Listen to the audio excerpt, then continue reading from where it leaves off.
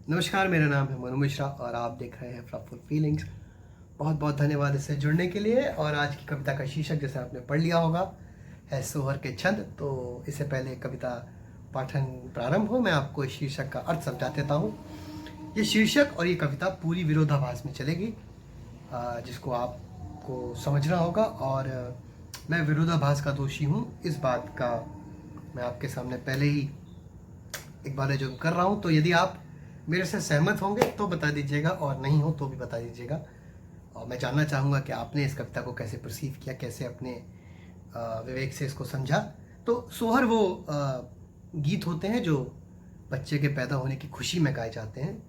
और इससे मतलब है सोहर शब्द का इस्तेमाल करने से कि मैं एक ऐसे व्यक्ति को विरोधाभास में उतार रहा हूँ जो कभी कभी वेदना आने पर या वेदना आने पर ही अगर आप उसके अंतर मन में देखें तो बड़ा बड़ा विनम्र है, बड़ा सौम्य है, बड़ी मानवीय करुणा है उसके भीतर।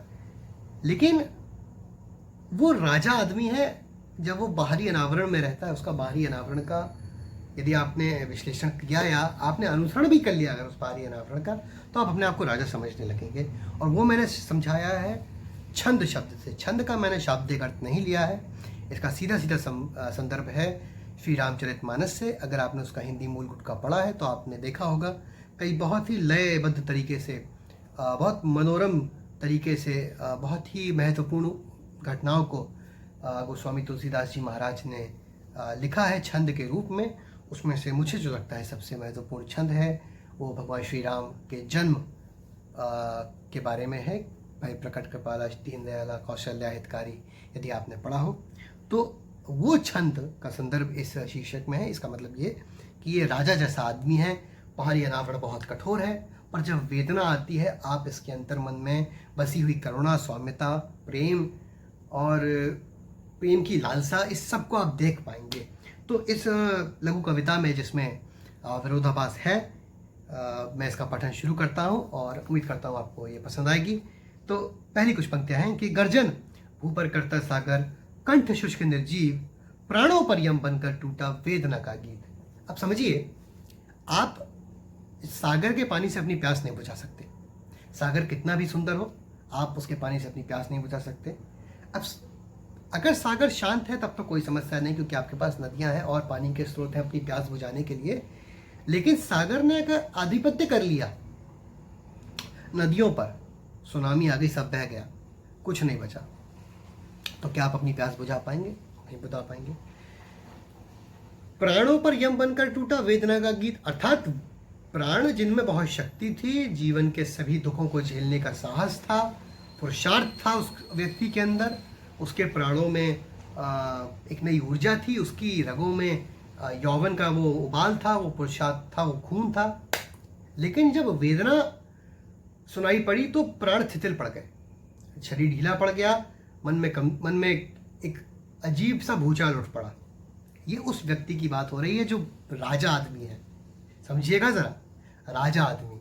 तो गर्जन भू पर करता सागर, कंठ शुष्क निर्जीव, अर्थात ये आदमी सागर की तरह है। अगर इसने उफान कर दिया, अगर इसका पुरुषार्थ अपने चरम पर चला गया, तो आसपास के लोगों के लिए जीवन मृत्यु का जो प्रश्न है वो उनके भाग्य के हिस्से से निकलकर उस व्यक्ति के, उस राजा के, उस सागर के मुट्ठी में चला जाएगा। ये इतना ताकतवर आदमी है। लेकिन जब वेदना उस व्यक्ति को धराशायी करेगी तो उसके प्राण शिथिल पड़ने लगेंगे, कमजोर पड़ने लगेंगे। ये कैसा भारी विरोधाभास है। इस बारे में मैं पहले ही कह रहा हूं कि मैं विरोधाभास का दोषी हूं और मैं चाहता हूं कि आप इस दोष का फैसला करें। आगे बढ़ते हैं कि श्वास भरकर एक बार में वो नीरस ही जिए लेता है। अब जो आदमी सागर की तरह गर्जन करता था, जो आदमी सागर की तरह गर्जन करता था, वो आज एक एक सांस गिनकर नीरस जिए लेता है। अंधकार उसको नित्य प्राण पी रहा है उसके। कैसे कि श्वास भरकर एक बार में वो नीरस ही जिए लेता है।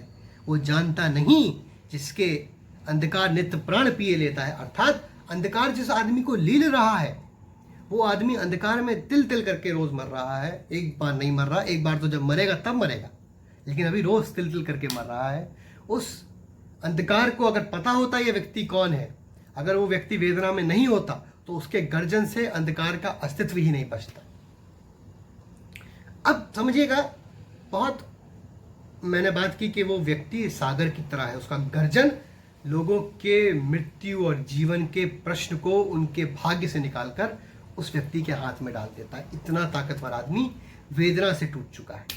तो जब वापसी करेगा तब कितनी भयावह स्थिति होगी, तो वो समझिएगा कि लहू विष बनकर जीवन में आएगा जिसको उकसाने, अर्थात अब उसके जो रगों में खून नहीं दौड़ रहा है, मानवीय करुणा, प्रेम, सौम्यता, इस सब की कोई जगह उसके जीवन में नहीं है। उसने कुछ ऐसा खो दिया है वेदना में, ऐसा कुछ उसका नुकसान हो चुका है कि अब उसके लिए मानवीय मूल्यों की जगह कभी नहीं है। तो लहू विष बनकर आएगा जीवन में जिसको उकसाने, आएंगे सूर्य खुद जिसकी चिता में आग लगाने। मतलब जब ये व्यक्ति मरेगा तो इसकी चिता में आग आप लगाएं, उसके लिए आपको सूर्य के तेज की आवश्यकता ही पड़ेगी, तब जाकर वो अपने अंतिम गंतव्य की ओर प्रस्थान करेगा। ये इतना तेज इस आदमी में है कि ये जब वेदना से टूटा तो इतना टूटा कि ये बच्चा बन गया। इसके अंदर वो सौम्यता दिखने लगी, वो करुणा दिखने लगी, पीड़ा दिखने लगी, जो आप एक बच्चे में देखते हैं। बच्चों में प्रस्फुटन होता है भावों का, तो उसकी भावनात्मकता आपको दिखने लगी। भले आपको वेदना का भाव दिखा, लेकिन दिखा वेदना का भाव आपको बच्चों में भी बहुत प्रोमिनेंट रूप में दिखेगा, अगर आप एक बार नोटिस करें तो इस व्यक्ति को जब वापसी करनी है तो अब द्वेष, क्रोध और पीड़ा से भरा हुआ, गुस्से से भरा हुआ ये आदमी अब मानवीय मूल्यों की चिंता नहीं करता। तो ऐसा आदमी, इतना ताकतवर आदमी, ऐसा आदमी जिसके चेहरे पर इतना तेज हो, जिसकी चर्चा इंद्र की सभा में हो सकती है, जो वैवस्वत मनु की सबसे संपूर्ण संतान है, उसको जलाने के लिए आपके पास आग उतनी होगी नहीं, आपको सूर्य का तेज ही लगेगा। तो सूर्य धरती पर स्वयं आएंगे जिसकी चिता जलाने, युद्ध में है सदा। युद्ध में अब समझिए उसका युद्ध करने का तरीका कैसा है कि युद्ध में है सदा वो खुद से, सबसे निर्भीक। वो खुद से नहीं डरता, वो खुद के क्रोध से नहीं डरता। यदि व्यक्ति खुद के क्रोधानल से डरना छोड़ दे तो वो व्यक्ति कितना खतरनाक होता है, इसकी आप मानवीय रूप से कल्पना नहीं कर सकते। हर व्यक्ति दूसरे के लिए कितना भी खराब हो, उसकी क्रोधाग्नि दूसरे के लिए कितनी भी हानिकारक हो, अपने क्रोधानल से हर व्यक्ति डरता है। उसकी चेतना का हर एक अंश उसके खुद के क्रोधानल से, उसके खुद के द्वेष से, उसके अंदर पलने वाली पीड़ा से डरता है। लेकिन ऐसा व्यक्ति जो अपने खुद के क्रोधानल से, अपने खुद के द्वेष से डरना छोड़ दे, उस व्यक्ति को आप हरा नहीं सकते। और जब वो हार के मर भी गया तो उसको जलाने के लिए आपको सूर्य का तेज लगेगा। और गर्जन भू पर करता सागर, कंठ शुष्क निर्जीव।